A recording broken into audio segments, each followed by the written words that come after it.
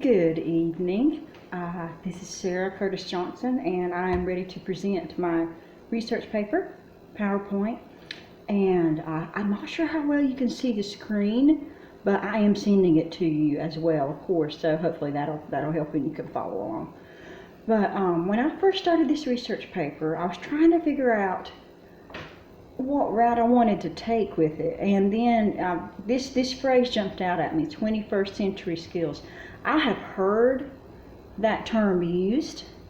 It's been a while since I was in college, but I've heard it used a little bit recently, and it's kind of like a mystery to me. I didn't quite understand it, so I thought that might be a very good topic for me to jump into and do research paper on. So I titled mine 21st century skills, what they are and how we can implement them in our elementary language arts classrooms. So, jump right up here. So what are 21st century skills? That was my initial question. And I found several definitions, but one that seemed like it was a good, broad, overall explanation was this one. It says 21st century skills mainly include critical thinking, collaboration, communication, and creativity. And that's the credit for that is down there on the bottom of the slide as well. And I felt like those four categories were that was a really good way to sum everything up as to exactly what 21st century skills were. And another thing that I think of when I think of 21st century skills is technology. Because technology, it affects everything. I mean, it affects how we interact with other people, and or the lack thereof, as I'll talk about in a minute. And it affects how we teach our students. And honestly, it's been, it's been 4 years since I've been in the classroom. Just in those 4 years, I have heard of all kinds of different ways that technology is being used in classrooms that I was not aware of. I taught in a small Christian school, traditional school, and I loved it. The only thing we used every now and then was PowerPoints. That was just about it. So this is like a whole new world for me, looking into all of these things, of how technology and education and all these skills, it's all in the same ball of wax. It should be, at least. And so one thing that I thought about is the fact that this upcoming generation is brilliant in terms of technology and how to use it and different things like that. But yet when you put these same young people in situations where they need to interact with other people, like actually face to face, not behind a screen, it's like they're clueless. And they'll be smart kids. They're smart kids. But when you ask them to explain themselves or to work with someone face to face and not with the screen, not through a chat room or through a messenger or through videos, it's like it's difficult for them. And if you ask me, that should not be the case. It should be the other way around. We should be very comfortable doing things in person, working groups and things of that nature, which we'll talk about here in a bit. And technology should just be a part of that.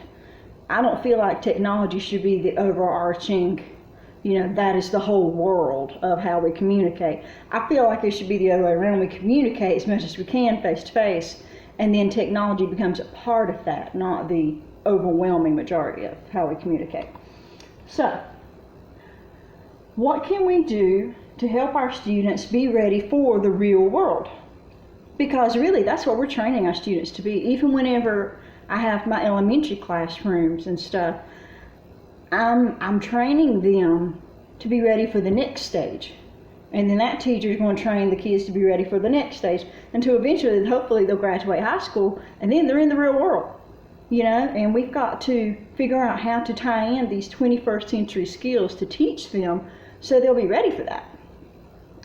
One thing that I said was that we can do our best as teachers to blend 21st century skills and technology with traditional teaching, which is what I was saying a moment ago. If we could try to mix it together now and then, And it will take extra work. I realize that. But if we can just pull that technology and intentionally pull those skills into our regular curriculums, if they don't already kind of have those skills already involved in it, then I feel like that'd be a great thing. The first skill that was mentioned was critical thinking. How can we develop critical thinkers? And at first I thought that was a weird phrase, because I was like, critical thinking, how do you really define that? Because you're teaching students how to think. And then I looked into it and I was like, well, yes and no. Yes, you're teaching them how to think, but they already know how to think. But you're teaching them how to think below surface level. You know, like it's not just who's the main character in the story. It's how did this character feel when he was approached with this choice? You know, and how did his choice affect other people? And things of that nature. And one quote that I really liked was by Trevelyan and Cusinelli. I've got it at the bottom here. And it says, critical thinking is a higher order thinking skill. It goes beyond basic observation of facts and memorization. They are what we are talking about when we want our students to be evaluative, creative, and innovative. Using Bloom's taxonomy of thinking skills, the goal is to move students from lower to higher order thinking, from knowledge, information gathering, to comprehension, confirming, from application, making use of knowledge, to analysis, taking information apart, and from evaluation, judging the outcome, to synthesis, putting information together, and creative generation. And then we talked about skillful communicators. Communication in the context of the 21st century skills covers a more complex dimension than it was in the 20th century. The increasing adoption of new technologies like video conferencing, multimedia, and internet technologies dramatically changed communication in the 21st century. That was a quote that I found, and I agree with it, but honestly, I think I would take it a little bit further, because, and I added this on the slide, yes, the above quote is certainly true, but it appears that today's young people are much more comfortable communicating from behind a screen than they are communicating in person. They need to be able to do both. They need to be able to go into the store and talk to the person at the cash register and not feel weird about it and uncomfortable, like, oh, I don't know what to say, you know, because that's the way it seems like a lot of these young people, it is these days. They're just not good with any kind of interaction in day-to-day life. They'd rather just stay on their screen and talk to their friends on the screen and things like that. So they need to be able to do both. And I'll talk about some more ways to actually implement these things later. Right now I'm just giving a little bit of a definition for each one. Creative individuals. I like this quote that was given for that. It is important to note that all creative processes involve evaluation, making judgments, and discerning from all different possible outcomes to come up with a final solution. This generation of creativity provides students with the skills and motivation to become innovative producers of goods, services, and ideas. I summarized that in my own words down below. I said, in other words, by helping students unlock their creativity, we're helping them see how they can solve problems and contribute to society. Because again, that's partially our goal, is to train these students so that they can one day serve the Lord to the best of their ability and can contribute to society around them and help others. That is our goal. And one way they can do that is through creativity, innovation, things of that nature. And then good collaborators, or having good collaboration skills. And here's the quote that I found for that. Collaboration involves group management activities such as common goal management and coordination activities. That's planning tasks, you know, saying, okay, you're in charge of this portion of the project. I'll do this one, you do that one. You know, somebody step up and lead, but everybody's working together at the same time. And it also includes meeting or interaction management activities like ordering and postponing of topics in the meeting. So yes, there is a leader. You have to have a leader if you're going to have a group project. If you ask me, it kind of has to be a leader. but everyone should be willing to contribute. So collaboration is about students working together cohesively to solve problems and complete projects. So now that tells us what the 21st century skills are, but then how can we teach them? I have some different examples for critical thinking. Instead of simply having students recall the names of characters or the general plot in a book, have them take it a little further. Ask them what the story's conclusion would have been like if the main character had made the other choice. Like instead of making choice A, what if he made choice B? What could have been the possible outcome, and how could that have affected other people in the story that were mentioned as well? And then in terms of technology, you can have students create video response boards. Depending on the grade level, there were a few different things that I saw of how to include technology with that. And then we have, with skillful communication, have students tell you, written or orally, the steps to making a pizza. It doesn't have to be boring stuff. It can be fun stuff. Steps to making a pizza, or give them a melody and have them come up with their own lyrics for a song about the character in the book that you're reading. For individual creativity, same thing, same idea. Read a story to them, and just before you get to the point where he makes a big decision in the story, then you stop. And you say, okay, draw me a picture showing what choice you would make if you were in this person's shoes. It's just getting those wheels turning in a little bit of a different way instead of just what's given on the surface level. And digital storytelling was a way to include some technology in that. And that was actually something that I saw used in a couple different examples, digital storytelling. There's different sites you can use for that and to make their own books and things like that. Good collaboration.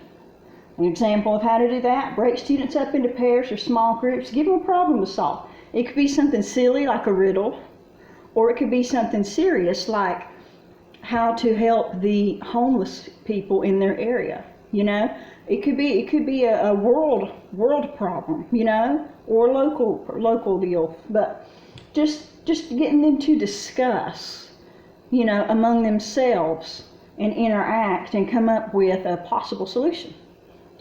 And digital storytelling would be a good way there to work on collaboration too.